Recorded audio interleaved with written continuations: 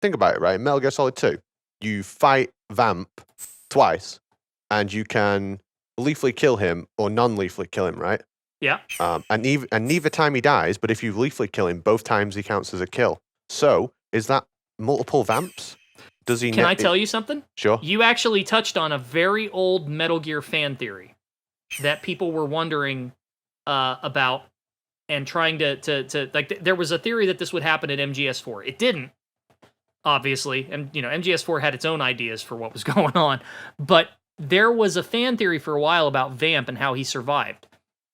Every time Vamp dies in MGS2, which is what, twice? No, 3 times. 3 times he dies in MGS2, right? Yeah. Quote unquote dies. Every time he dies, he touches water immediately after and then comes back. And so the theory was it had something to do with water. So the first time he dies is when Raiden shoots him in the head. And he just touched a puddle. Yeah, Fortune cries on him. His tear, her tear lands, and he comes back.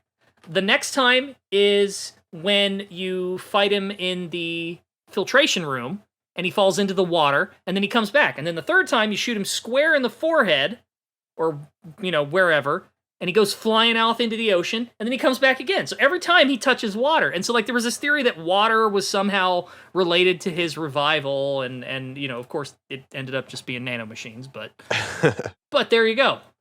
There's your Metal Gear history.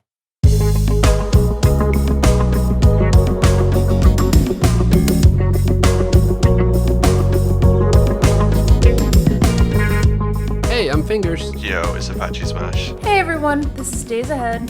And I'm Nitroid. You're listening to the Kojima Frequency.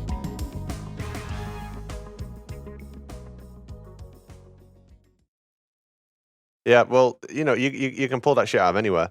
And the game has so much opportunity to do it, right? Like you do it all day. I mean, same with Ocelot, right? I mean, he counts as a kill in Metal Gear Solid 1.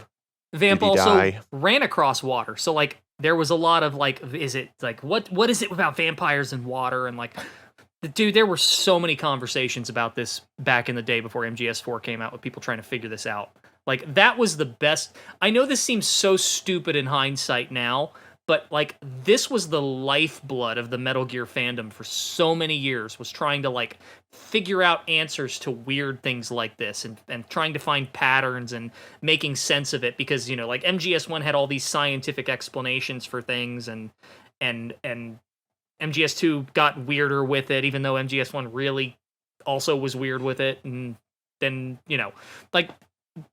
that's really what kept everything afloat for so long, was just people trying to figure that stuff out. Yeah, it's fun, right? And it's I feel like it's harmless. And again, I'm not familiar enough with this person's content to know, but if they're kind of posing questions and having fun with the lore in the game, yeah, I mean, it's harmless. You can be overly disingenuous about it, sure, but I don't know if I just don't know. I don't know this, but their biggest video was the whole Gray Fox's Venom. That's kind of what they were kind of known for back in the day. They've done a lot of other videos, but it's kind of just claims like that where you can possibly connect it. I've always kind of said, a lot of the stuff that they said is kind of, it turns out to be kind of busted as far as being a myth goes or whatever, but kudos to them for going that deep with it, Well, part of the reason they got popular was because they did hit the nail on the head in one regard. They guessed the twist behind Venom Snake. That was one of their guesses. And you can sort of say, that's sort of like a broken clock is right twice a day sort of thing. They managed to hit the nail on the head once, because they've been shotgunning all these theories, and one of them managed to land. So I think that's what kept a lot of people around listening to their stuff, is that they got that one big one right. But yeah, I mean, for the most part, it's just harmless theorizing, and it's, they do their own thing and stay out of the way. Every once in a while, they kind of push the boundary a bit, and I get a little irritated. That could be fun to talk about. But I think... Oh my god. I think it might be fun to talk to him. I love this. At the very least, it'll be challenging. Metal Gear Solid 5 ending is a lie. Confirmed. Okay, Or I like changed my mind. MGS6 confirmed by script He leak. said, I Changed my mind. Okay, let's hit you with a more simple question. Do you want to get Mac on the show? Yes. Yeah, I don't know if you saw that tweet, but I was just like, where the fuck is Metal Gear Explained? It's almost been a year. Has My it really dude. been a year? Yeah, the last Man. Metal Gear Explained stream was March 12th, 2021. We were playing, I played Survive with him and Fingers years back, and he and I got into an argument that got a teeny bit heated. I mean, it never went into anything nasty, but he and I were arguing for a while, but we were playing Survive the whole time. He's pretty good at it. Yeah, it's on YouTube. It was a good time. I had fun. Playing Survive and arguing about it. That's the path to the dark side, that, mate. Yeah, dude, I've been on the dark side for a while. I mean, look, you've either played Survive or you hate it and are never going to touch it. There's really no middle ground here. What if there's the it's stuck on my Steam library and nobody's followed up party? Where does that bucket end up? I mean, Nitro said it a while ago, but like it's plain toast, man. You can't get excited for it. You just can't get excited for it. But you shouldn't get angry about it either. Yeah. It did what it was trying to do. Y'all just didn't like what it did. Yeah, I mean, whatever. It's just, it is what it is. You either like it or you don't. It's getting mad at a 6 out of 10. It's whatever. I wish we had new stuff. No idea when that's going to happen. Maybe never. Maybe tomorrow. Nobody knows. If they tell you they know, they're lying. What I do know And they is probably that, have me blocked on Twitter. Yeah. Apparently. What I do know is that Nintendo is doing a lot of cool stuff. I know we were all... Cool and I awful was gonna say, stuff. they're also doing a bunch of bullshit. Yeah. I mean, okay. Such as Nintendo, though. I guess that is their nature. I will say this. I was very happy about Earthbound coming to the Switch Online service. Which, it was funny. My wife grew up playing Earthbound. Like, she had the set, the big box with the guide and everything. Yeah. So, I kid you not, I don't remember what brought it up, but when we were talking the other day, I brought up that they had released Earthbound on the Switch, and then I was like, oh yeah, it's on the Switch right now, they just added it. She literally dropped what she was doing, got up, got the Switch on, and started playing Earthbound like that second. Like she was ready to go. Moment. Yeah, that is like her childhood right there, that and Breath of Fire. I think the cries for Earthbound are truly like a you think you do but you don't moment. I think the number of people who want to play Earthbound versus the number of people who are asking for Earthbound is widely different. Well, people have been playing it, and haven't people been complaining online about how difficult it is? Yeah, I mean it's a product of its time, right? Yeah, but I mean even for its time, it was hard. Yeah, it was definitely a tricky RPG. It was also different. Yeah. Do you rate it's harder than the old Zeldas? Yeah, much. I mean, that is a grindy RPG, and it's also really unorthodox and comical and self-aware, and like that's... I know a lot of people, like, when they talk about Metal Gear Solid 2, they say like, oh, it's the first postmodern video game, but really, it was Earthbound. In a lot of ways. Before my time. I've never played Earthbound. I hate to say this because I'm a massive fan of Undertale, but I wonder how much of that party or that group is Undertale fans having a certain expectation and then just like getting their ass beat by RPG rules from the early 90s. Yeah. Oh god, I didn't even think of that. Yeah, it feels like someone starting on the Phantom Pain and then going back and playing like Metal Gear 1 and being like, oh, this game sucks. Yes. Like it's such a shock. No. Yeah, because I mean, people were talking about it having like objectively bad design, quoting like the the limited inventory space. I think it was only like 12 items or something that you could carry. I don't know. Dude, it's a Super Nintendo game. Yeah. Chrono Trigger, you could have 99 of fucking anything, so I like that style better. But games from back then will just clap you in general, though, right? If you load up Aladdin on the Sega, that'll get you. Oh god. For me, it was The Lion King. Yeah, Lion King was hard as shit. Lion King is the Dark Souls of movie games. I don't know. I don't remember that game being that hard. Dude, all of those, I remember all of those licensed games being hard. Like, Yeah. those were like a stiff rental for But the they weekend. weren't bad. Like They weren't when bad. They were just like hard. Yeah, you weren't mad at the game so much as you were mad at yourself for failing at it. No, I played one level of that and turned it straight off. That game's too hard. I liked the Jungle Book game. That was a lot of fun. My stiff rental comment just reminded me. Somebody said, I saw this post on Twitter that was like, if you saw Titanic in the movie theaters, if you rented video games, the Super Bowl halftime show is for you. Yeah, you'll know everyone in the Super Bowl halftime show. If you rented video games, wow. You know what's funny? I'm from Ohio and I did not watch the Super Bowl. I dialed out. I'll pay attention if the Browns get there, which is going to be never. The Browns getting to the Super Bowl is like the Mets winning the World Series. It's that big, okay? Shout out Tom Olsen. Like, they held a... Let me put this in context for you, okay? The Browns had I think they had the longest losing streak of any NFL team, and in Cleveland they held a parade to celebrate that. That's adorable. Yeah. Speaking of L's, also Nintendo eShop. I don't know if you guys saw this. They're gonna be taking down all that Wii U and 3DS stuff. Like next year, next March. It's almost like, it would be better if you could buy your video games as tangible objects instead of as a an ethereal license. Yeah. This may be out there, right? But just stop giving Nintendo money. I did it. I did it a while ago. Honestly, I did it a while ago. I just don't give Nintendo money for anything. Ever since they started acting like Melee players didn't have legit copies. I'm like, are you fucking kidding me? I've got like 40 Wiis. Right. I'm literally drowning in copies of Super Smash Bros. Melee for the GameCube. So I'm just like, I'm not giving you any more money, Nintendo. But do you remember when everyone stopped giving Nintendo money for a while? It was during the Wii U era. And what they did was they went away and they got good and they improved stuff and they came back strong. That's the only way. Nintendo is just a vampire, big vampire. Comes for people's wallets. Horrible company. I really don't like Nintendo. I don't know if I've ever mentioned this. I hate that company so much. Produce good games, but terrible business practices.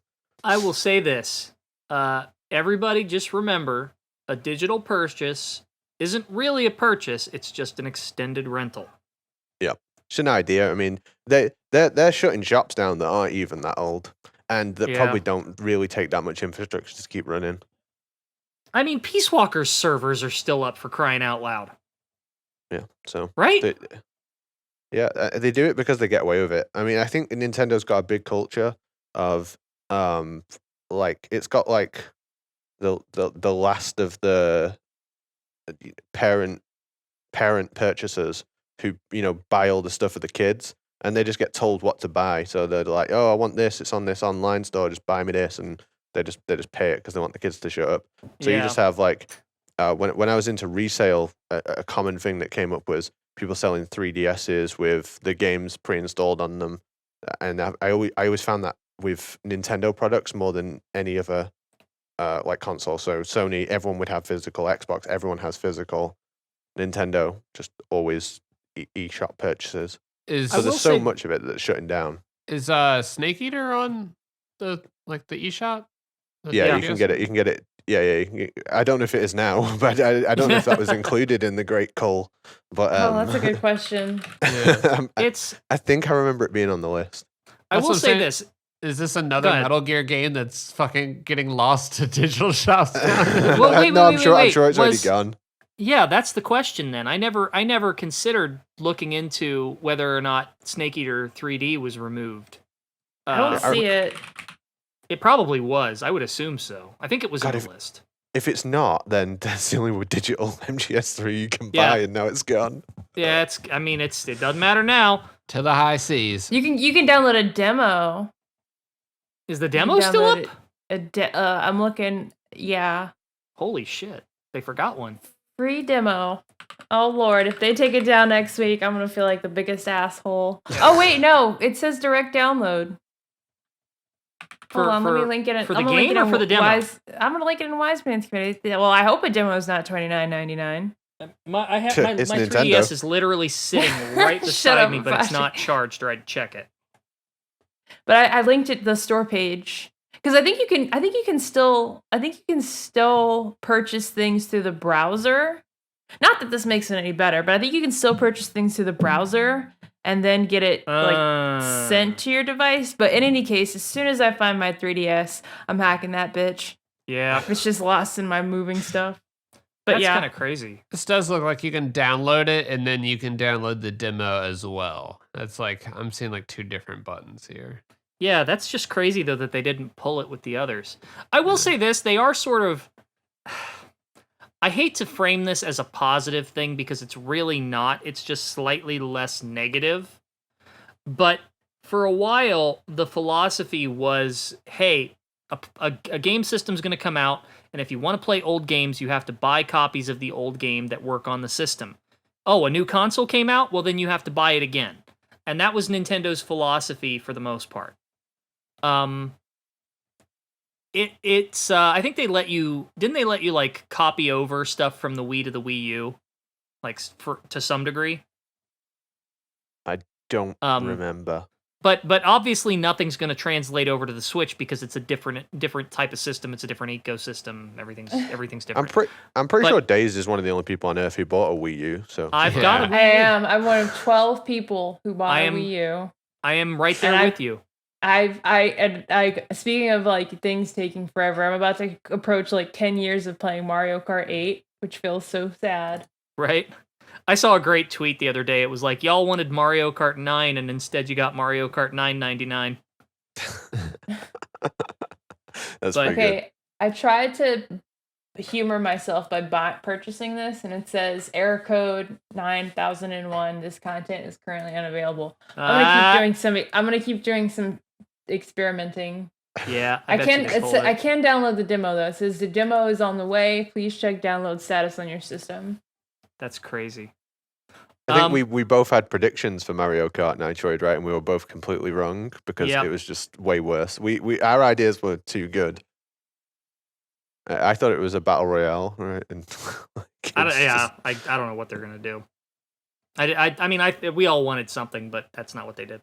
It's just more stages, right? Yeah. They're basically doing like a season pass sort of thing, where like Smash Brothers, how you got all the new characters, instead of characters, you're getting stages. Oh, it's all broken up like that? I didn't know it was. I thought it was just like, here's 48 new stages. Yeah, it's all broken up. It releases over time. Oh, that's lame. I guess people are still playing that regularly then.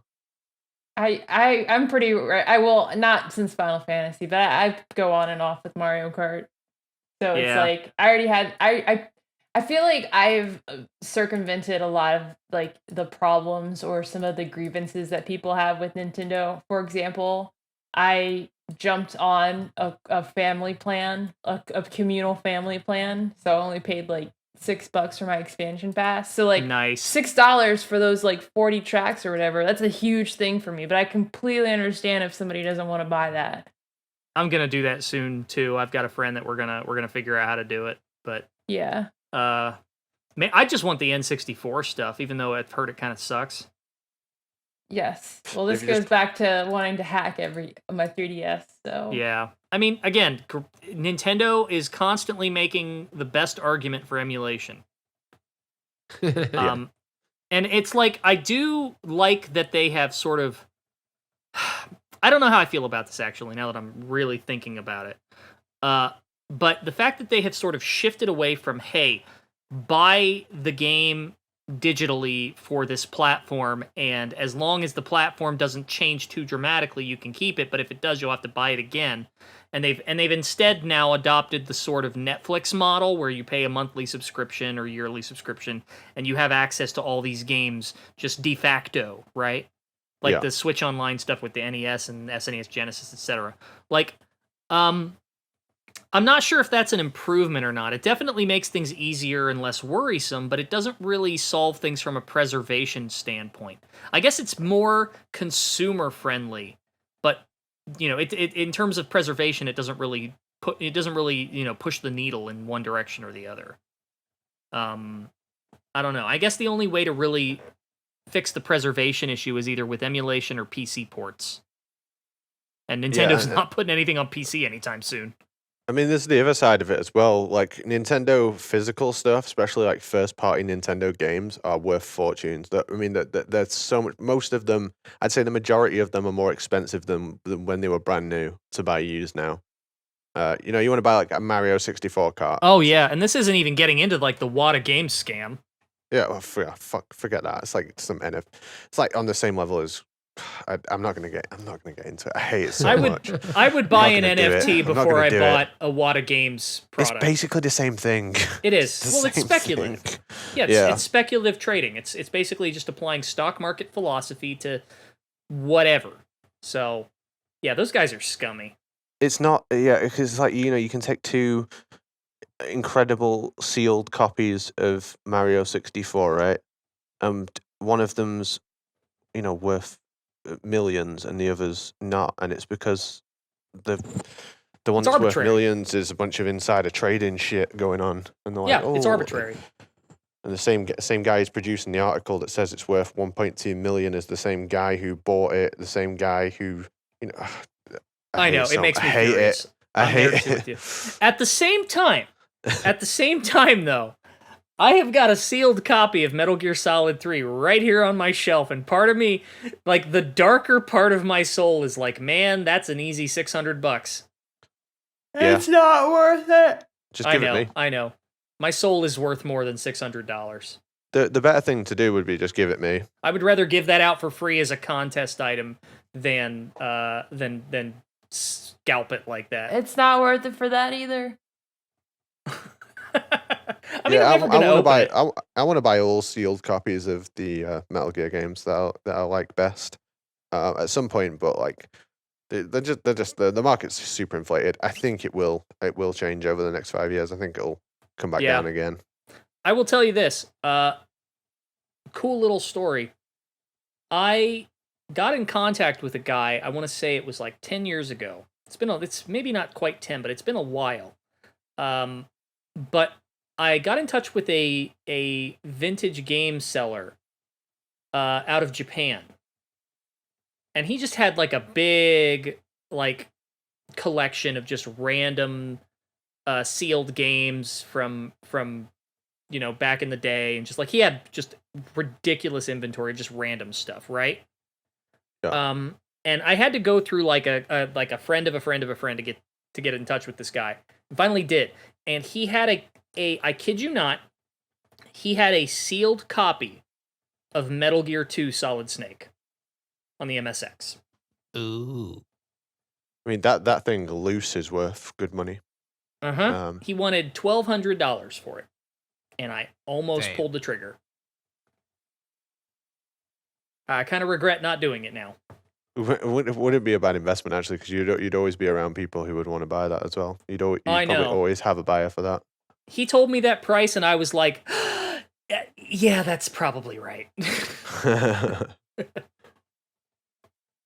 I mean, you're lucky if you find a copy of that game in good condition. I've only ever found it sealed through him that one time. I've only seen one copy, and that copy was at a video game museum, and it sure did not look mint. I watched that. You ever seen Cincinnati Picker on YouTube? He got a copy of it from a garage sale once. Jeez. Yeah, I think he paid like $10 for it. I'm seeing a copy right now for $489, and it's open. Yeah. Yeah, loose. It's worth a fortune. Yeah, that's nuts. The seal is unique on it because and you'll find copies of Metal Gear 2 that have this occasionally, but there's a sticker with the Konami logo on it that goes across the outside of where the case opens. So that's one of the signs. I can't remember if it was shrink wrapped or not. I think it was, but I can't remember. But the sticker is. Yeah. We're gonna see a lot of now is people resealing games. Oh, I know. People putting factory seals on games. It's going to be common, very, very common thing. So beware Thankfully, it's buying pretty sealed easy copies to- anyway. Yeah, I've seen it a few times, but thankfully it's pretty easy to pick out. For the most part, it kind of depends on the game, but like the shrink wrapped stuff, you can always tell. Like PlayStation 2 games are typically not shrink wrapped exactly. What I've heard serious people are doing is getting hold of the old machines from the factories where they did it and using the actual machines to reseal. Yeah, I've heard that's going on. Oh, Sealed that makes me games, sick. absolute nightmare.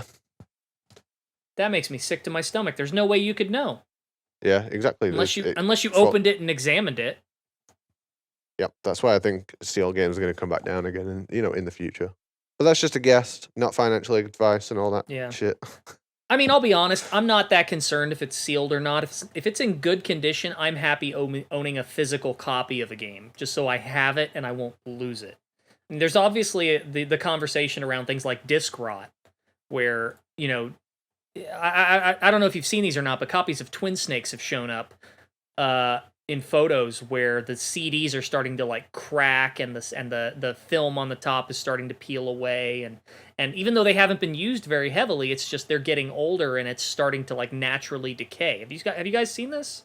Yeah. I've never seen that, but there's often a discussion in Twin Snakes speedrunning about how eventually there won't be any copies of Twin Snakes anyway, and everyone who plays it will play on emulator. Unfortunately, playing that on emulator is pretty good. Like Dolphin's super stable.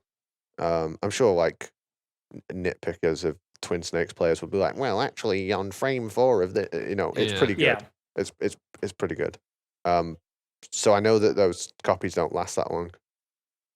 That's a sort of thing though where you can load the game's image file into modded hardware though, right? Like you may not actually have a physical copy, but you're still playing it on native hardware. Yeah, so if you do that with like Nintendo, it doesn't play well. It plays better on Dolphin. Are you serious? I'm pretty certain. I hope I've got this right. Please don't kill me, Twin Snakes players. I was gonna say, how is that even possible? How is it possible that it's glitching in an like if the image is glitching on native hardware but not in Dolphin? How is that even possible? I'm gonna find out. Give me a sec. That's absurd.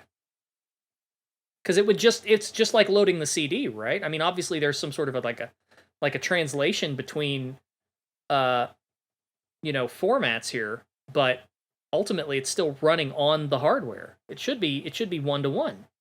Like, you got me really concerned now. I could be told. I could have got the wrong end of the stick. It could be something as simple as it just loads really fast on hardware, so it's not comparable. It could just be something like. It could just be something. I could be wrong. Because I know a lot of people are taking old systems now and they're getting these like SD card mods where they can just load their images in because they don't want to risk their games getting worn down over time. I mean, I've got a lot of physical games for like PS2 and PS1 and PS3 and like it's a concern where, how many years from now are these things going to be completely unusable because of disc rot? Where the discs are just going to fall apart naturally. Thankfully, with like the PS3 and 4 and onward stuff, Blu-rays naturally last a really long time for the most part, but the older stuff, DVDs, forget about it. That stuff's going to fall apart. I mean, PS2 games are like ridiculously robust. I've picked up some shady copies of Metal Gear Solid from like a pawn shop for less than £1, and the disc hasn't played, so I've rubbed toothpaste on it and then washed it in the sink and then dried it, and it's worked. Like, yeah. Well, that's good at least. But it's not the necessarily. It's not just the data on the bottom of the disc. It's the foil on top that's peeling off. Yeah, like where the label is, Yeah, because that label isn't just for show. It's also a reflective layer so that the laser hitting the disc can bounce back properly. That's how it reads the data. If you don't have that foil, the disc doesn't work. That's why when people talk about like foil damage on a CD, it's unusable. It has to have that on there in order to bounce the signal back. I think, these companies ultimately just have the power to do better with preservation of their content. And we talked about it a little while ago, but if Sony came out with a system similar to Game Pass, where you could just pay an amount and access all PlayStation 1, PlayStation 2, PlayStation 3 catalog, it would just pop off. And it's only whether they get put into a situation where they have to do it, because right now they obviously feel like it doesn't matter and they can get by without any, without caring about preservation of old games. People are discussing quite often now that PlayStation 3s are dying all over the place, right? I mean, if you got one of those backwards compatible ones, they're basically like so volatile that if you sneeze on them, they break. Yep, mine died. Even if they offer that streaming service, though, that's not really preservation, Yeah, that's just a temporary solution that just kind of, No, but like what I'm saying is, like, if all the physical stuff is dying, and it's going to die anyway, I mean, surely we're going to have to move to a system where you can just access the content digitally. Surely digital is the solution, even if it's not the way it's being done, especially not by companies like Nintendo. It's the way they're doing it. We don't want that. I agree. I think where like GOG, like places like that, the way they're doing it, where they're just kind of like giving you the setup file versus like renting it like a Game Pass. Because like as good as Game Pass is right now, it feels like too good to be true. Like it's not going to last. And what they're adding to the catalog every month right now, especially if you look at this month's editions, it's like, all right, let's get some better stuff here. Yeah, like GOG, you can't fault them, right? You get the file. If they pull it from the store later, you can't do. I've still got it. I gotta say, just Apache, you sort of got to the heart of the preservation issue, because if we're being completely honest and we're thinking ahead, preservation isn't going to be feasible in the long run if we're relying on physical media. Physical media, for the most part, solves the ownership issue.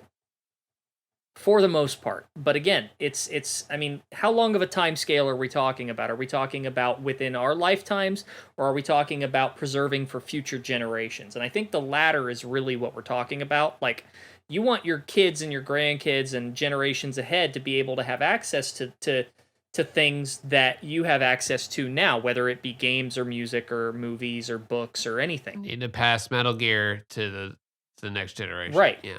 Important. Yeah, no, I'm talking about the 24th century, mate. I'm talking about the 24th century. Yeah. On, I want them to be able to load up Metal Gear Solid 3 on holodecks and stuff. Are you still going to be around then? Maybe. You'll be a head in a jar. I mean, I'm planning Fantasy to. 14 still.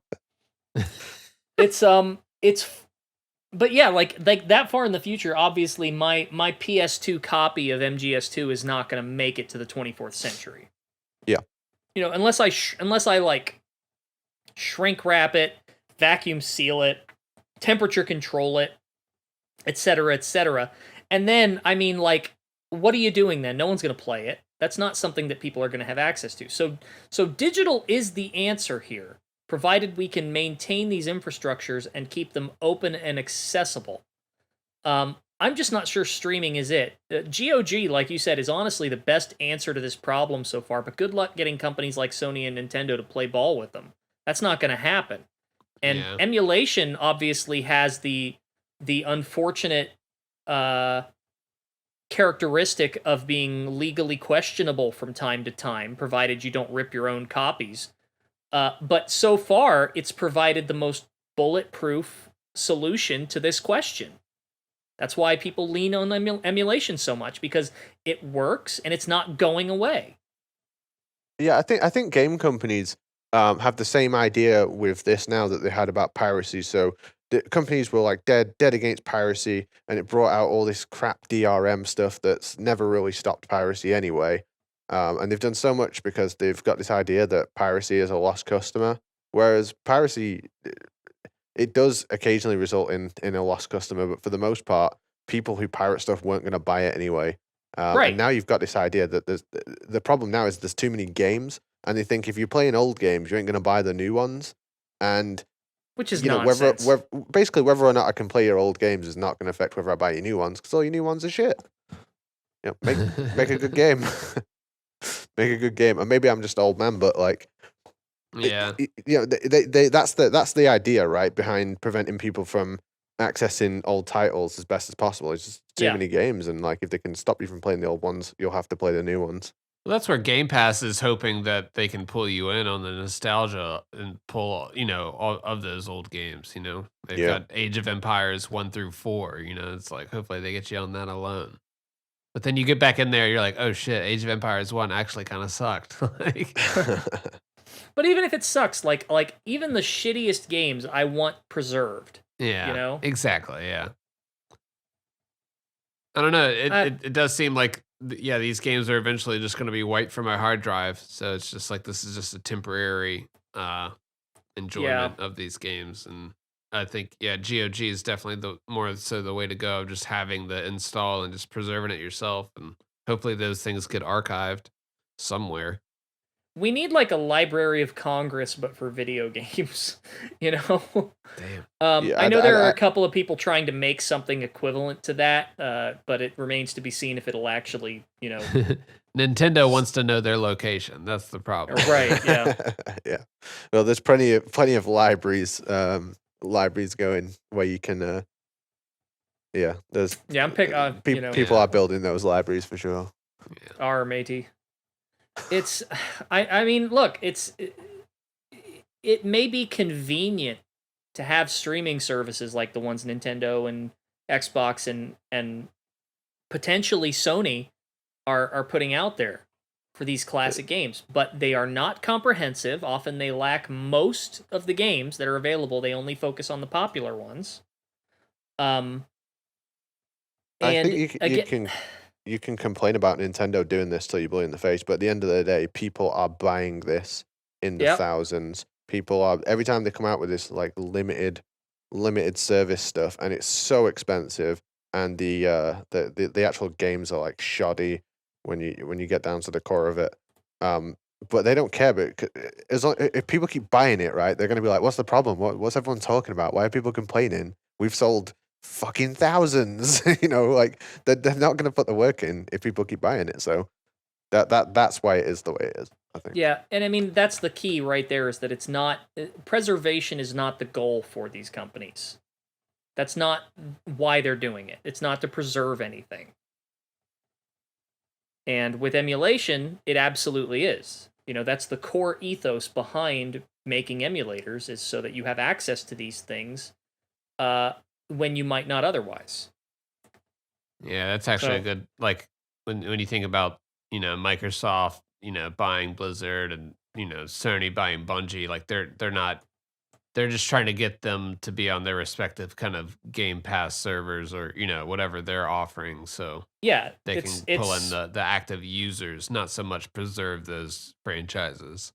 Yeah, it's revenue, not preservation. And God, I mean, like, I just, on that note with the company acquisitions, I mean, it's weird the level of support that this has.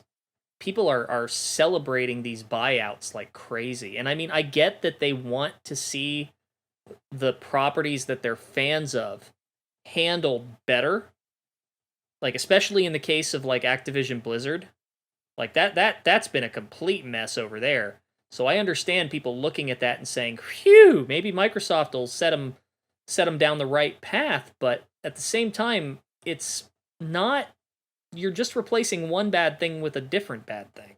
Yeah, especially you see people just yelling for Konami to be bought by somebody. Yep. Every time there's an acquisition, sure enough, someone is going to yell out like, "Hey, why doesn't Sony buy Konami?" Or "Why doesn't Sony buy the Metal Gear license, or Silent Hill, or Castlevania?" And I'm thinking, you are making a monkey's paw wish. You don't know what you're asking for. It's not going to be good. I would rather, I know this sounds weird, and I know a lot of people are going to disagree with me when they hear this, and they won't understand why. And it is very hard to articulate why. But I would almost I think I would prefer that Konami keep ownership of Metal Gear and never touch it again than I would to some other company buying Konami and churning out sequels for these properties. Look, right, just ask yourself, would you let Sony babysit your kids? Probably not. I mean, it's man. Look, it's different for, like, people are going through this with World of Warcraft at the moment, right? Because obviously Microsoft bought Activision Blizzard, and all the World of Warcraft fans are like, well, couldn't get any worse. But with Metal Gear, it could get worse. Like, it could get so much worse. God, it's... No, I agree with you. I'd rather they did nothing than another company buy it. Well, as there's long this as notion... it's available, though. I think that's what everybody just wants right now. Is just availability of the old that's what we really just want any publisher to do right now. Yes. Yeah, I don't need new Metal Gear games. I just need them to preserve the current ones and make them accessible on modern hardware, whether that's PC, PS5, Xbox, Series, whatever. I can't even keep track of the names of that thing. It just make it accessible, because right now there are very few ways to do it that are legal. That should be concerning. And we're gonna try to get it anyway. So you want to get paid for it or not? The choice is yours. I feel like I should be allowed to pirate Metal Gear at this point, given how many copies of this stuff I own. Yeah, but I just keep buying it instead. Yeah. I actually had a weird moment with coming to Sweden. Obviously, I'm running Metal Gear Solid 3 on Friday, and I'm running it on the Xbox Series S. At ESA, right? Yeah. So I'm trying to, like, fit the Xbox into my bag. Unfortunately, it's the S, so it's smaller. But, like, I'm trying to fit in my bag, and I'm like, I could just go and use someone else's Xbox while I'm there. And then I thought, wait, they won't have the game, and I literally can't get the game on it. And I thought, what if I break this on the way? I literally can't run the game anymore. It's a weird situation to be in. Well, but again, great argument for putting this stuff on PC. But again, this is good for the consumer, not necessarily good for the company. It's to their benefit to make sure that every once in a while you need to sort of re-up your subscription to this game that you want to play. It's like yeah, you only want to play one game. Well, you'll have to keep paying for it. If you don't want to buy our new games, you'll have to keep paying for your old ones. Pretty much. And Metal Gear Solid 3 is still not back on the store, right? So it's MGS2 and 3 still not on the store. They're gone. And I don't know when they're going to come back. Oh, the demo, the right? 3DS demo is available. Get your fix. I don't know if I mentioned this. Did I mention this on the show last time? But when I was talking to Bubsia, who's a blindfolded speedrunner, he's probably the biggest inspiration for me getting into blindfolded speedruns. He runs like Mario 64, Super Metroid, all kinds of crazy, difficult blindfolded games. And he said to me, I'd love to learn Metal Gear Solid 2 blindfolded. Could you teach me? And I'm like, yeah, sure, that would be awesome, dude. And he was like, how do I buy it? And I'm like, well, yeah, you did mention that. You can't. I think I mentioned it after the show. But yeah, it's such a weird situation to be in when you're literally speaking to people who want to purchase the game. And they're like, how do I give Konami money for this game? Sorry, you can't. Man, I mean, if the only way we're going to get ports is if somebody buys these franchises out from Konami, which, by the way, I don't think is ever going to happen for a number of reasons. I mean, Konami is such a gargantuan company that it would be just a logistics nightmare to buy them, because you would have to manage all of their subdivisions, and they've got their hands in like the sports industry and real estate and all these things. It's crazy. Buying them would be, just a nightmare. I think it's far more complicated than that, and given that Metal Gear has more value to them as an IP than it does as something you make games for regularly, it's hard to explain. But I mean, I just don't see them doing that. You mean like how they put out that press release that was like, we sold like 58 million copies of Metal Gear series, and then like not even giving a fuck about the license. Not like, you could sell a lot more than 58 million, man. You just get this license shit back up and running. But no, we're probably just gonna get an NFT. I mean, they don't care because they're doing fine. More eFootball. Yeah, more. Yeah, I mean, you Days, you brought up the numbers before for eFootball versus Metal Gear, right? Yeah, and I got this chart from the press release, and it's like, okay, so Metal Gear Launched 1987. Total cumulative sales 58 million, and I'd imagine that this group in particular is a good handful of that. And then the eFootball series, which they put in parentheses, formerly known as PES or Winning 11, launched 1995. Total cumulative sales 112.5 million. Jeez. So and how much of that is coming from the mobile game? Well, right? they bring a new one out every year. Like, yeah. I mean, they even put Winning 11. How long ago was it Winning 11? Right. Jesus, like Pro Evolution Soccer. That's every single year you bring out a new one. I remember when Pro Evo didn't even have the player names, right? I mean, I'm sure that changed eventually, but at one point they didn't even have the licensed footballer names. You'd have like James Beckham and stuff. It sucks from the point of view of a Metal Gear fan, but if your goal is not, if your priority is not the integrity of this specific video game series, and your goal is a business, the head of a business trying to maximize profits and keep things going as well as possible. Like, if you're not on the art side of this, you don't have a personal investment, you just want to make your business do as well as possible, I get it. I mean, this is a simple calculus to solve. They are making way more money with this strategy. That chart's kind of sobering. Yeah, it's definitely like, oh, no wonder why they've just shifted to this. Right, everybody. I'll just delete it. There you go. Yeah, they don't see the games as anything other than like they're just like gray, formless cube. Like they're just gray. It's cubes. just a thing they make, and it's just how many gray cubes can they shift. Like that's. They don't give a shit whether it's fucking Winning 11 or Metal Gear Solid. They don't care. And why would they? And like you were saying before, Konami is a huge company. They do a lot of different things. Like I love that joke. It's like a guy goes to buy a grand piano, and he buys one from Yamaha, and he's like, "Hey, do you know where I can get a motorbike?" And the guy's like, "You're not going to believe this," because they sell. Konami's a bit like that, right? Yeah, I do love that. They do all sorts. That's awesome. That's a good joke.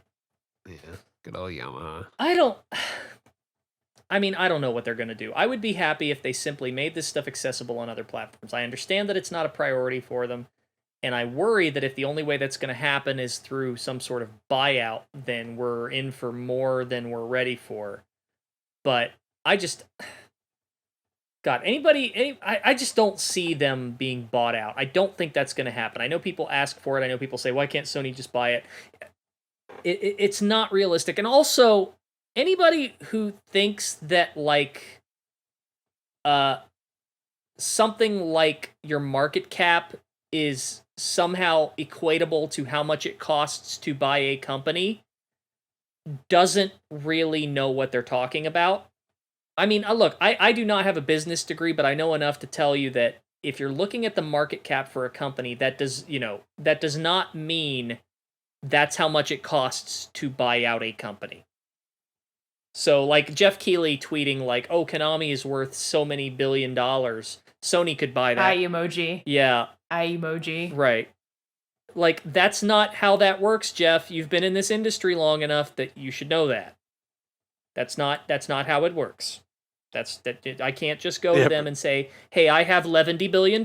Can I buy your video games? No, that's not how business works. I've not been doing Twitter that long, but I know that imparting knowledge and writing something that a lot of people will click like on are two very different things as well. Yeah. I mean that's most of Twitter right there. Like, hey, I can either say this smart thing that won't get any attention, or I can say this dumb shit thing that will get 1 million likes. Which should I tweet?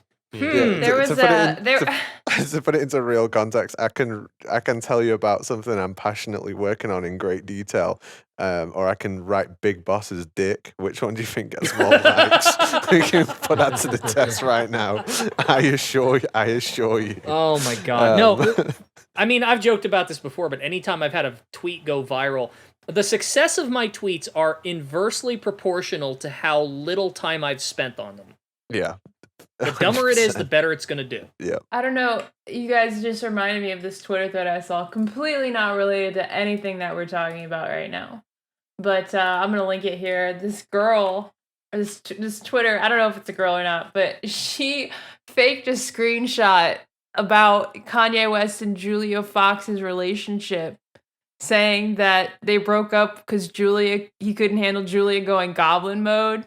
And then a blog picked that up and made from that one tweet screenshot, not even like a tweet, from that screenshot, made a story like outlining goblin mode. Oh my god. That's like what is amazing. Goblin mode? Like I've been thinking about it all day. That's some Tom Olsen level shit. Right? I don't want to have to do Tom Olsen again. That should have been a one and done. I'm stealing that. I don't want to do this again. Tom Olsen tier. I made my case. Tom Olsen tier greatness. God. It's like, how many times... Look. Oh. Uh-oh. No, I'm not. I'm fine. It's just annoying because you would think that people working professionally would think more critically about this stuff, but most of the time that's not the what they value. They value the amount of attention it gets, not how accurate it is. And people who read it generally assume that people working on this stuff know what they're talking about, and so that's, they take it at face value. That's how false information spreads. I mean, I truly think that landscape's changing because do you remember back in the day with games magazines where people used to write in with questions and the people writing the magazine would be like really rude and snarky and like talk down to people writing in. And now fucking games journalists get bullied daily. Like the world's changed. And I think over time people are just going to give less and less respect to these like you're almost just going to switch off. I don't read news articles. I don't engage with that sort of thing anyway.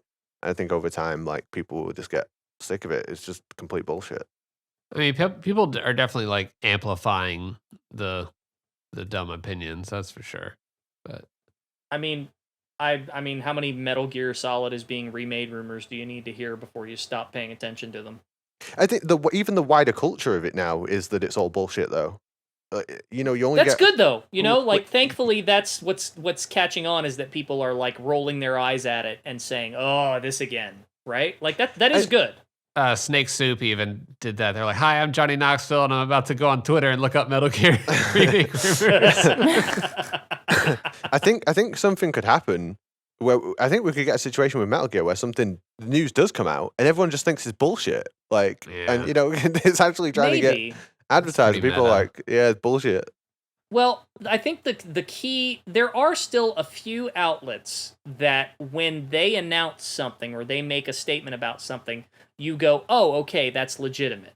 Konami and Metal Gear. Right. Like there's I mean, that number is dwindling, mind you, but if there's a difference between like IGN posting a story and some dude on YouTube who likes to talk about rumors posting a story and saying he's got the inside scoop, right? Obviously, like, those are the two extremes, and there's a lot of middle ground there where it gets really fuzzy, and that's typically where people get confused and caught up in the rumor mill. But, there are still places you can sort of look to and say, okay, is this true? If it is, these guys would be talking about it, and they're not. So that must mean that it's not. Yeah. So we're not quite hopeless. No, I do get this situation though when I've talked about the Metal Gear Solid movie to people, and people are like, no, that's just a fake rumor. I'm like, no, it's a real thing. So I have had that situation actually play out. And I've had people, inversely come to me and be like, hey, did you hear they're remaking Metal Gear Solid? It's going to be this, and this, and I have to be like, I've had that. That's not true. I've definitely had that version of events happen more, to be honest. I will share a theory with you, though. So, somebody made this post on Reddit in one of the gaming rumors and leaks, like the big gaming rumor and leaks subreddit, that was making the rounds because they claimed to be an insider and said that, hey, Blue Point was going to make an MGS1 remake. It didn't quite work out how they wanted, and so Sony is now working on it, and it's being made as a launch title of sorts, like a flagship title for PlayStation VR 2. Like, it's going to be the whole game remade for VR 2. And it's the dumbest rumor. It's so obviously fake, but for some reason it caught some traction, and it started getting spread around. And here's what's funny about it. I have a sneaking suspicion that rumor is the product of a game of telephone that started with the fan group that is right now trying to remake MGS1 in VR. Yeah. And I wonder if like that got telephoned over to some guy who was like, "Hey, I got the inside scoop from the staff of this game that they're doing this and this." Like I kind of feel like that was what happened there, which makes it even funnier. I really hope it is that, actually. Cause man, just it's thankfully the rumors is Goblin mode, man. Yeah, Goblin mode. I missed the last Metal Gear rumor that happened the other day. Like I didn't even look at it. I didn't even look at it. They've slowed. Tom Olsen mode. Yep. Yeah. So nobody's talking about Virtuous Studio in China remaking MGS3 now. No one's talking about that. What's he called? Who posted that originally? I'm gonna go find the tweet and retweet it and be like, "Where's this at?" Oh, I don't know. I think it was Is that our boy from BGC? Yeah. I'm trying to think how I'll be able to find it. Nah, give them another couple of months. They'll have a new Metal Gear rumor, and it'll completely contradict the past 5 Metal Gear rumors they've posted. Yeah. But then they'll act like, something. "No, we've got an anonymous source. We're just informing the people." That's why I was so selling it how it is, apprehensive. boys. Yeah. Even if this article about that, like, I know we're all like memeing about like linking this article, but like even if they're directly quoting Platinum Games, like, okay, context, they released this article that's like Platinum's new CEO wants to create larger, riskier games and hints at live service focus. Like, I went through here and I read the quote, and it's like, I don't know, it's extrapolating a lot here, even when the source is like pure. Yep, they're sensationalizing it, even though that might not be the intent of what they said. And I think Platinum even, who was it? Somebody from Platinum came out and said that that's not really what they meant, and it was being communicated incorrectly. Like they're attaching context to it that's not correct. And here's the part that gets me. Discussed in the promotion in a recent interview with Famitsu, translated by VGC. So it's like, you've got to be the conduit of this information, and you're like, I don't know. Well, yeah, that's the game though. Is find something innocuous and make it sound as sensationalist as possible, so that people click in to read it to get more information. And it doesn't matter whether or not you lied or not. It doesn't matter if you exaggerated or not. What matters is that they clicked, because by the time they've clicked and the page is loaded, you've got your ad revenue. Well, I did click, so. Yeah. It did make a lot of people go, "Oh, no Metal Gear Rising 2. Shit." Yeah, but then it ended up not even being the case. They're just saying, "Hey, we're going to try some stuff."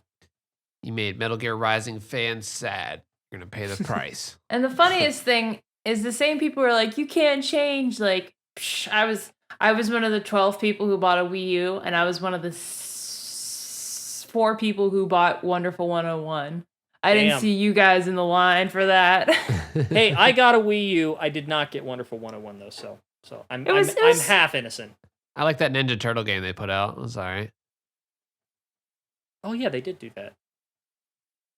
Yeah, I remember they had like a pretty good lineup of like licensed games. Yeah. Not to go on a tangent here, but do you remember that rumor that went around for a long time that Rocksteady Studios was going to make a Ninja Turtles game? Oh yeah. And honest to God, like, the name aside, because I mean, come on, really, but the name aside, that would have been a really good idea. Like, imagine the Batman Arkham formula applied to a Ninja Turtles game. Ooh, yeah. Yeah. Like, that would have been awesome. So, but I mean, this also means like there's no more like Nier Automata or that's what's kind of at stake here. Well, the thing is, like, they made the remake of Nier Replicant, and that was done by another studio, and they really, you can tell they tried to like replicate the style of Automata or Automata, or I think Automata is the correct pronunciation, but they say Automata, so I guess that's correct. So. But they like tried to replicate the gameplay style of that, and they couldn't quite get it. It didn't have that Platinum Games like veneer to it, but it was still pretty good. So I don't know. I mean, I would love to see them do another Nier or another Metal Gear Rising or whatever. I mean, we're getting Bayonetta 3, so there's that. I've not played any of the Nier games yet. I'm installing Nier Automata now. Okay, stop. I've run the Nier Automata raid on Final Fantasy 14. There you go. I have looked at people dressed in the clothes from that raid. You can't go into Nier and start at Automata. You can't do it. But okay. You can't do it. I'm telling. Just trust me on this, okay? Can you still start on PC? Yes, sort of. Yes. Okay, I'm gonna give you a complicated answer, but I'm gonna keep it as short as possible. You have two ways that you can do this, okay? If you only care about Nier, then play Nier Replicant first, and then go to Automata. Okay? You can play the remake of Nier Replicant. It's fine. It's just a remake. It's fine. It doesn't do any meta shit like Final Fantasy VII Remake. You're good. That's a throwback to another episode, but continue. Yeah. But if you want to do it right, then before you play Nier Replicant, you need to play Drakengard. Oh my god. Don't. Okay, I know. I feel like I know enough. Nier Automata and you're fine. It's fun. No! It's got like 6 Don't endings. do it! What if I told you that I have a very acute understanding of Drakengard by osmosis? That's good enough. I mean, you know the final ending in Drakengard? With the babies? No. Oh. No, there's a fifth ending in Drakengard. Okay. Okay. Yeah. We'll talk about this later. Okay, let me put this into context for you. You know the dog ending in Silent Hill 2? Yes. And how that's the joke ending, right? Mm-hmm. Okay, imagine if somebody took the joke ending. Imagine if somebody took the dog ending in Silent Hill 2 and made a whole game out of what happens after. Okay. That is Nier. All right. God, this is like the 9th time I've heard people discuss these games, and I still don't know what the fuck they're about. I mean, I've literally watched someone play it, and I still have no idea. I mean, what is that game? You got to play Drakengard to get it, and Drakengard is like Drakengard's fucking weird. Yeah, it's not a traditionally quote unquote fun game, but it's just like a sort of an artistic, avant-garde, crazy experiment type thing that you're either gonna love and be super into, or you're gonna hate. It's like, imagine if Evangelion was like medieval fantasy instead of a mecha show. Word. What if I told you I've never watched that? You should probably watch it. You might like it, yeah. That's another one that I've heard people discuss multiple times. I still have no idea what it's about. So like mechs or something, right? It's all right. It might be a little overhyped, but yeah. You want to know why you have to watch it? Because there is a raid series in Final Fantasy 14 partially inspired by it. So there you go. There you go. By Evangelion or Nier? By Evangelion. But there is a raid inspired by Evangelion and other sort of like more so like it takes elements from a lot of those games. And then there is there's one character in that storyline that's named Rex, and I'm like, why is a guy named Rex in a story about giant robots? That's interesting. But then there's also an Alliance raid, which is entirely based off Nier. So you see like 2B, you can dress up like 2B, you fight like Nier Automata like mobs. I don't know the extent of like how much it extrapolates from the game, which is why I'm downloading it. But yeah, there's a lot of inspiration from other games in there. That should let you know, like if it's worthy of a Final Fantasy 14 reference, it's probably worthy of checking out. You know, I may have to look into that. I will tell you this though, the big reason I'm telling you to hold off on playing Nier Automata, even though it is a great game, and even though you can play it and be mostly okay, is that the game is built on top of a giant spoiler from Nier Replicant.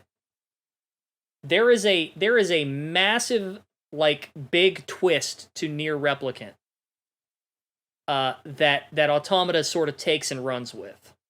Okay. And you're gonna miss out on that and all of the build up to that if you skip ahead.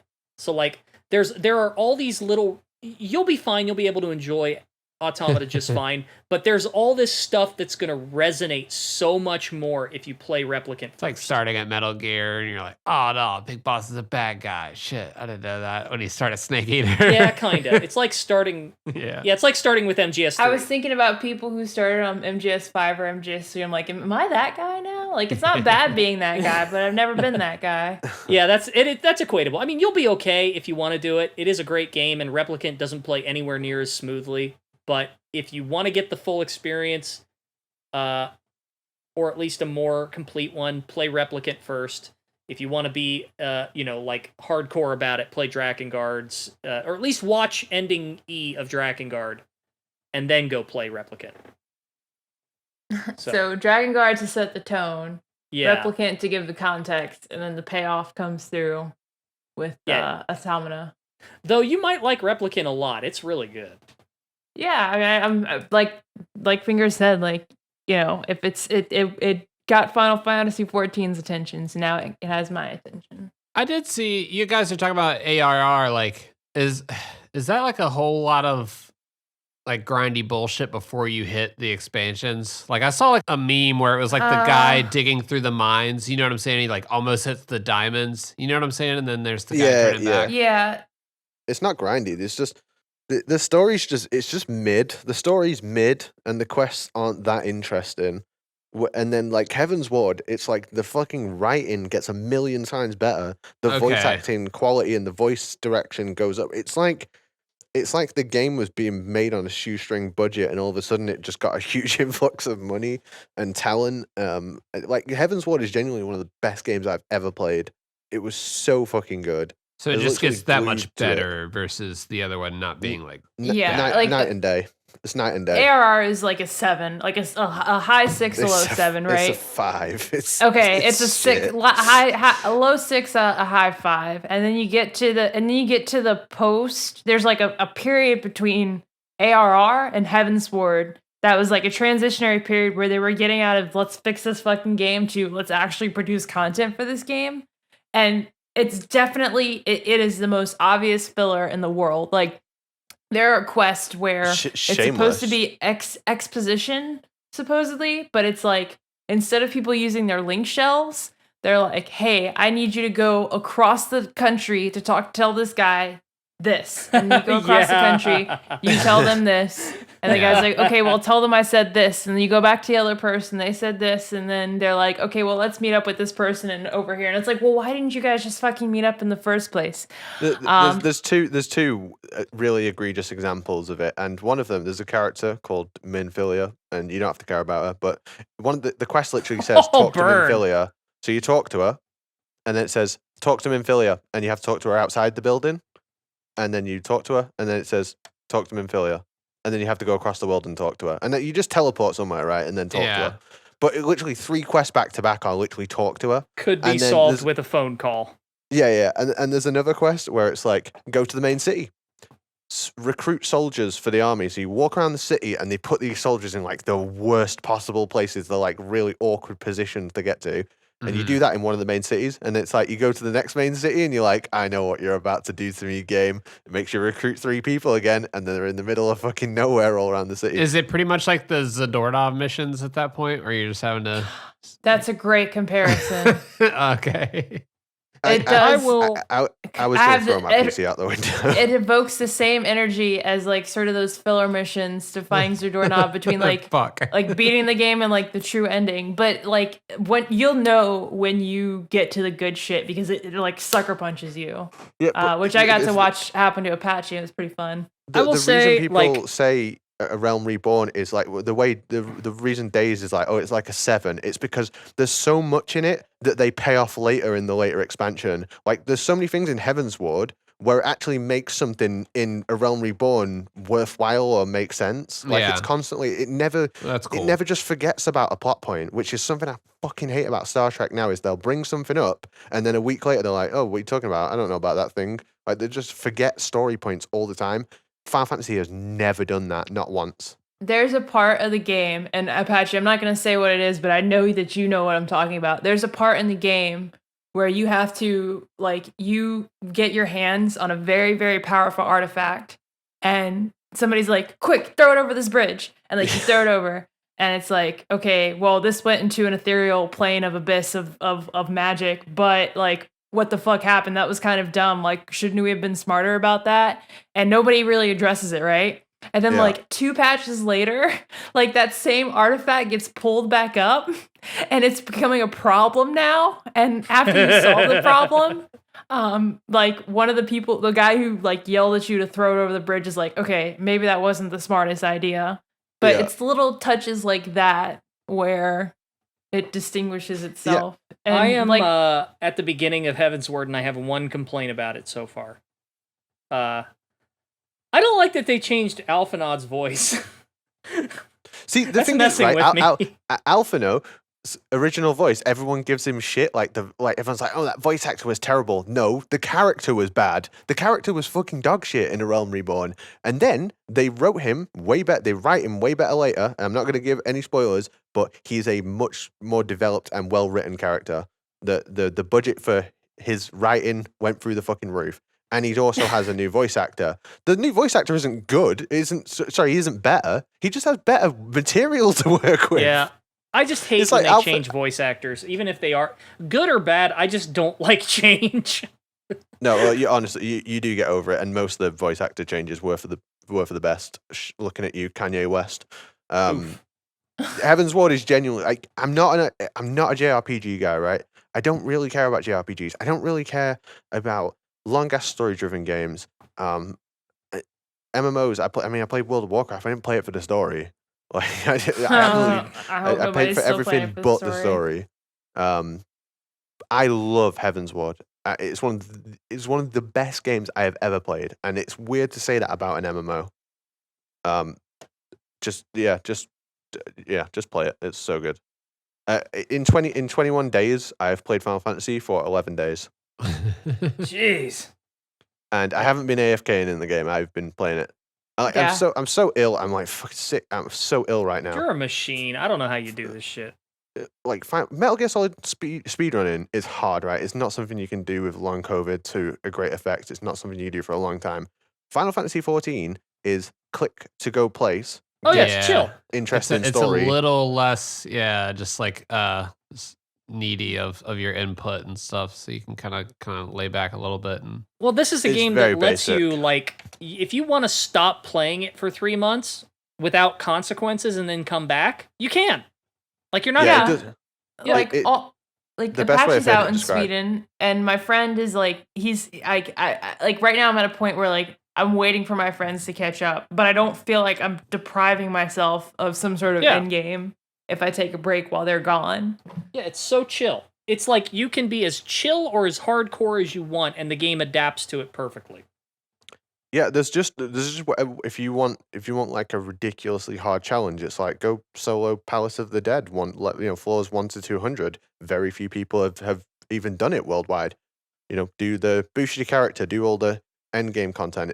It takes very little time to get geared enough to even approach end game content. I think it takes like 2 weeks, and you're guaranteed to have enough gear for the end game content.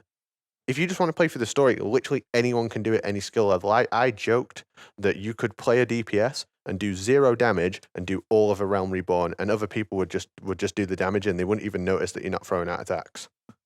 Like it's just fun. Anyone could finish that game.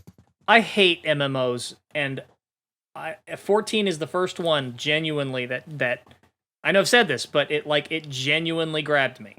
It's actually fun for me, and I seriously cannot stand them. Phantasy Star Online is so mad at you right now. It is. Look, PSO is not an MMO. You're right. I love it, but right. It's not. PSO 2 is, and I quit playing that too. Yeah.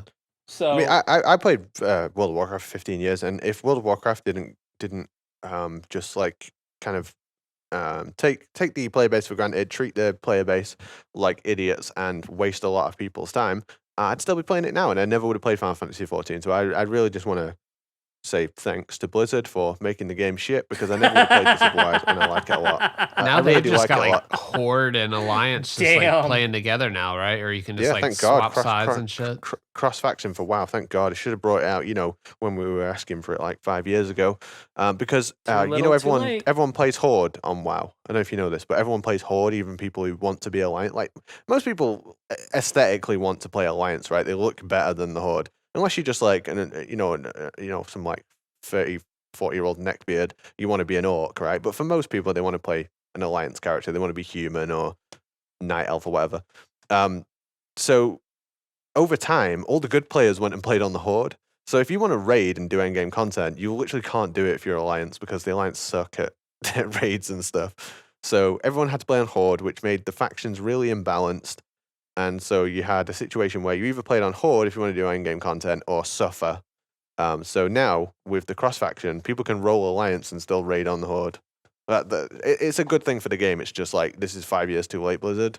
I wonder now if with the buyout and ultimately the change in corporate philosophy that's going to happen over the next, however many years it takes to get through this, I wonder what they're going to do. Are they going to try and salvage World of Warcraft, or are they going to be like, hey, we need a fresh start, let's do World of Warcraft 2? I don't know what you call it. Honestly, I think you need an extinction level event in that game to ever try and make it good again. Well, what do you mean by that? An extinction level event is like when they took Final Fantasy 14 and made A Realm Reborn. Oh, got rid of the okay, old I get game. what you mean. So like, sort of a soft reboot. Yeah, I mean, it's not really a soft reboot, right? They literally deleted the game and made a reboot. new one. Yeah. It's the calamity, right? It's in the story.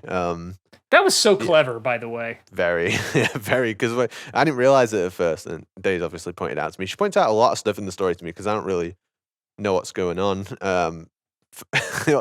That's my problem, though, not the games. They like wrote it into the lore, and all the original players' names were in the credits. Like, I'm not even saying that's the right decision for WoW. Like, who knows what they do with WoW, or are going to do with WoW? But to me, that's what they need to do to fix. They need a shake up.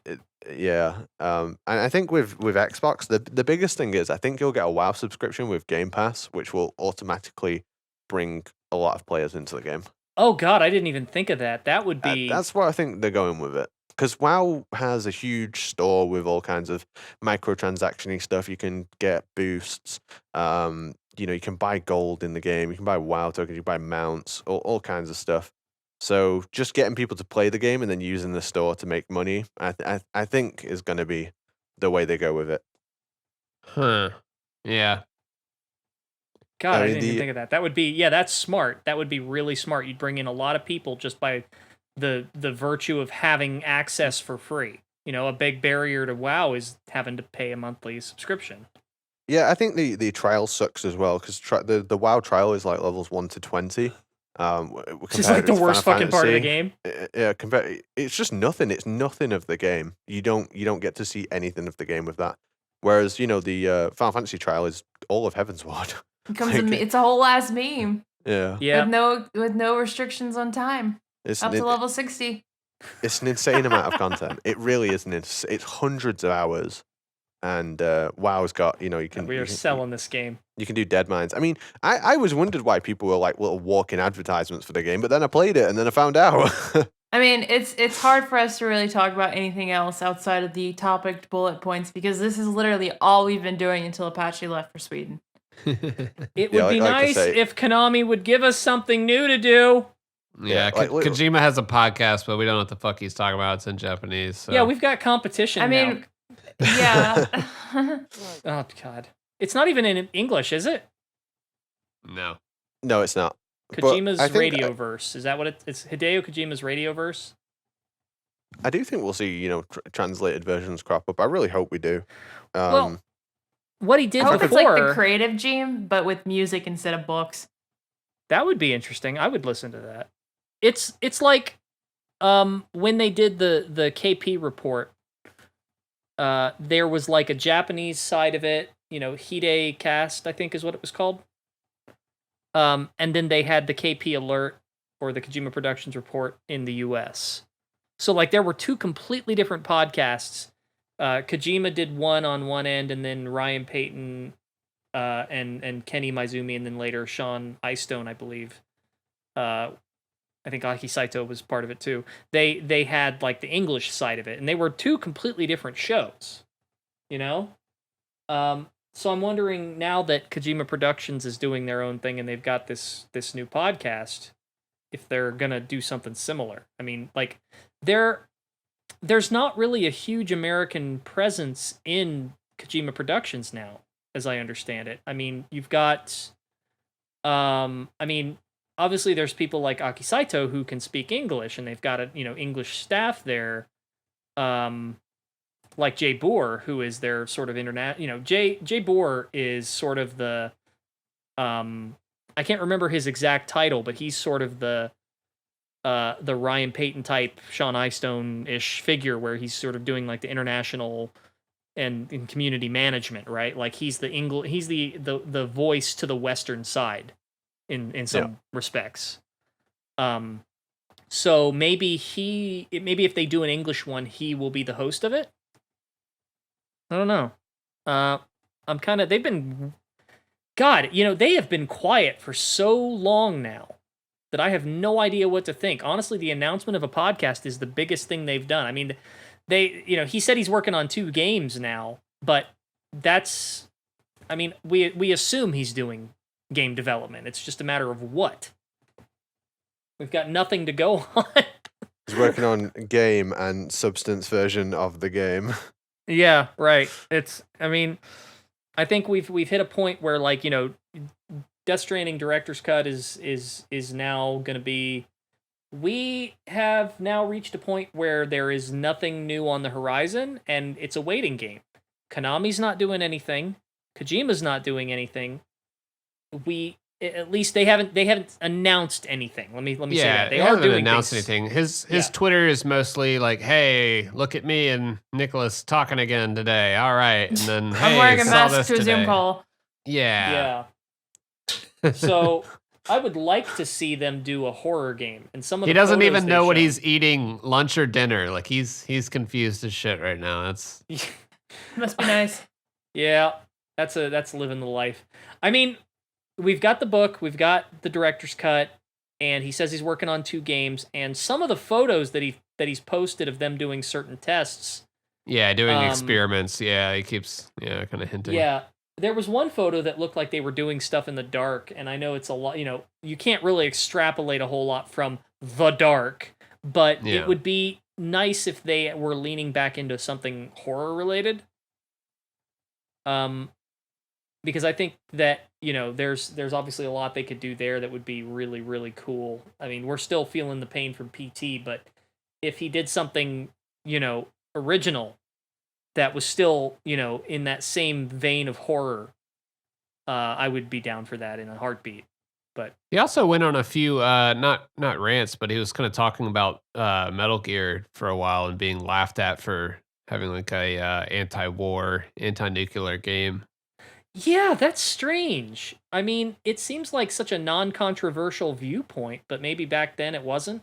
I wasn't like culturally or politically aware enough to really have a beat on what the temperature there was, but I even saw people in the comments replying to him saying like, "Hey, my country is constantly under threat. If we had nuclear weapons, we wouldn't be."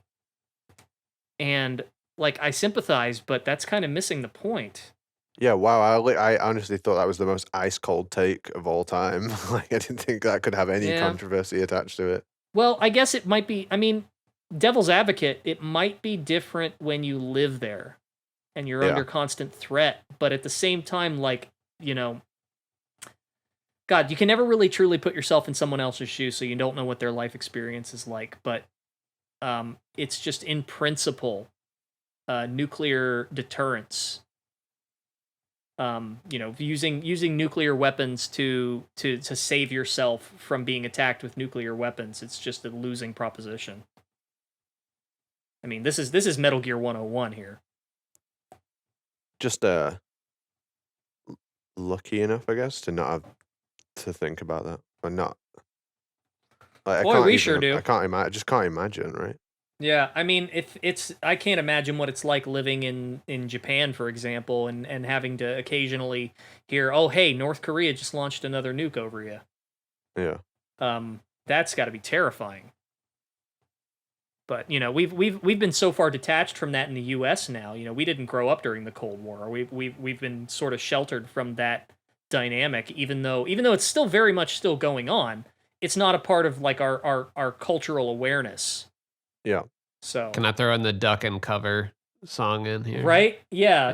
If you've ever seen that video, Apache, I don't know if you have the duck and cover video. Duck and cover. Be sure and remember what Bert the Turtle just did, friends, because every one of us must remember to do the same thing. That's what this film is all about. Duck and cover. Only the one from South Park. Okay. They made it a catchy little jingle. Yeah, there's this old video about, it's this old Cold War period video about if the U.S. comes under nuclear attack, then what should you do? And it was shown to like school kids. And it said, if you see the flash, duck and cover, get under your desk and put your hands over your head and get down so that you can be safe. And like, it's very obviously done to just try and make kids feel safer. Obviously, if a nuke goes off, you're toast. Yeah, South Park make fun of it, right? They have the episode where they have duck and cover, and it's for flowing lava. And like just duck and cover, and the lava goes over you. So that I only knew about South Park. I didn't know what it was. Yeah, it's referencing a real thing. That's like. Well, they nailed it basically, right? Like the comparison is like 1-to-1. But I mean, that's not a worry nowadays. We've gotten so far detached from that being a concern. I mean, we've got other social concerns. We're not really worried about nuclear war. Kojima's just worried about the metaverse. In his tweet, he says, "Tomorrow, as we head into the metaverse, unfortunately, nuclear weapons still exist undismantled." God, I'm not sure what bothers me more. Like the fact that we're not, like, the fact that people gave him crap for trying to write something that's anti-nuclear, or the fact that he thinks the metaverse is an example of progress. Jesus. No, thank you. Kojima NFT win. Yeah.